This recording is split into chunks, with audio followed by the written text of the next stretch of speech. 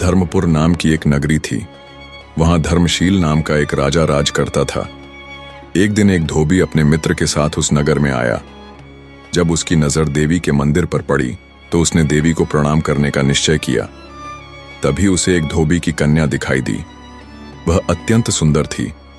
उसे देखकर वह इतना मोहित हो गया कि मंदिर में जाकर देवी से प्रार्थना करने लगा, हे देवी, यदि यह कन्या मुझे मिल जाए तो मैं अपना सिर तुझ पर चढ़ा दूंगा। इसके बाद वह हर समय बेचैन रहने लगा। उसके मित्र ने यह हाल उसके पिता को बताया। बेटे की यह दशा देखकर पिता उस कन्या के पिता के पास गया। अनुरोध करने पर दोनों का विवाह संपन्न हो गया। विवाह के कुछ दिन बाद कन्या के पिता के यहाँ उत्सव का आयोजन हुआ और उसे न्योता मिला। वह अपने मित्र को साथ लेकर चल पड़ा। रास्ते में वही देवी का मंदिर पड़ा। वह अचानक अपने वचन को याद कर बैठा। उसने पत्नी और मित्र से थोड़ी देर रुकने को कहा और स्वयं मंदिर में जाकर देवी को प्रणाम किया। फिर तलवार उठाकर इतनी जोर से वार किया कि उसका सिर धड़ से अलग हो गया।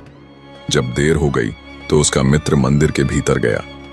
वहां का दृश्य देख वह स्तब्ध रह गया। उसके मित्र का सिर धड़ से अलग पड़ा था। वह सोचने लगा, दुनिया बड़ी बुरी है। कोई नहीं मानेगा कि इसने स्वयं शीश चढ़ाया है। लोग तो यही कहेंगे कि मैंने इसकी सुंदर स्त्री को पाने के लिए इसकी हत्या कर दी। इससे तो मर जाना ही बेहतर है।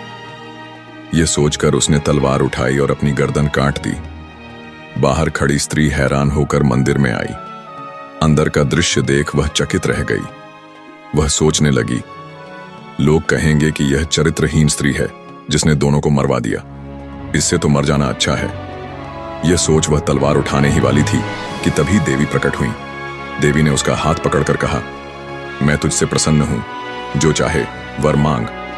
स्त्री बोली, हे देवी, कृपा कर इन दोनों को जीवित कर दीजिए। देवी ने कहा, अवश्य। पहले तुम दोनों के सिर सही ढंग से उनके शरीरों से जोड़ दो। घबराहट में स्त्री से भूल हो गई।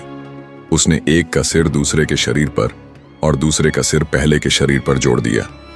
देवी ने उन्हें जीवित कर दिया, लेकिन अब वे दोनों आपस में झगड़ने लगे। एक कहता, यह स्त्री मेरी है। दूसरा कहता, नहीं, यह मेरी है। यह कथा सुनाने के बाद बेताल बोला, हे राजन, अब तुम बताओ, यह स्त्री किसकी होनी चाहिए? राजा ने उत्तर दिया, नदियों में गंगा श्रेष्ठ है, पर्वतों में सुमेरु, वृक्षों में कल्प वृक्ष और अंगों में सिर। इसलिए जिस शरीर पर पति का सिर है वही उसका असली पति है। इतना सुनते ही बेताल फिर उड़कर पेड़ पर जा लटका। राजा उसे फिर लाया तो उसने 7वीं कहानी सुनाई।